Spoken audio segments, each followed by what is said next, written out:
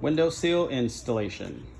You'll want to get it wrapped around like this, all along the edges. And how you do it is there's a crease here on the side. And let's see if I can get the motion going here with the phone. And you just wiggle it in like that, all the way around till it's all the way around. And once it's done, you flip it around to the other side, which would be the inside of the bus. It's gonna look like this. That's where this weed whacker string comes in handy. What you're gonna do is, with one finger, hold it up, and the other hand, push it in. You want it to go in that groove all the way around. So you get the weed whacker string all the way around in the edges. Very, very important. You want it to cross the other wire.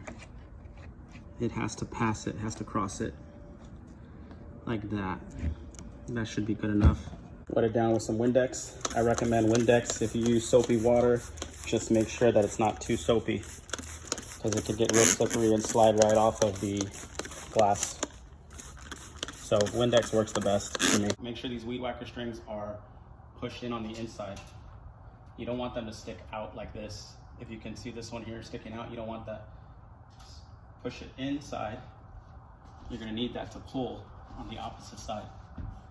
And once you get it in, you're gonna give it some solid pushes so that it lays flush against the bus window frame.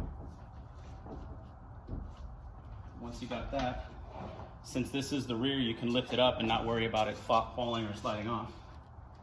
That's why I'm showing you like a one person doing it. Since this is the rear and it does rest on the top with it up like that, with your hand inside this crease, you can push down where those strings are. And what you do is you're just gonna pull them. And when you do that, it's gonna start lipping around. And as I'm going, I'm pushing down with my hand on the opposite side, giving it pressure so that it lips. You want to make sure the back of these are flush all the way down to the window frame. And I'll show you what I mean. You want to make sure that when you're pulling it, it's lipping around. It's lipping all the way around like that. And then you've got your rear window rubber replaced.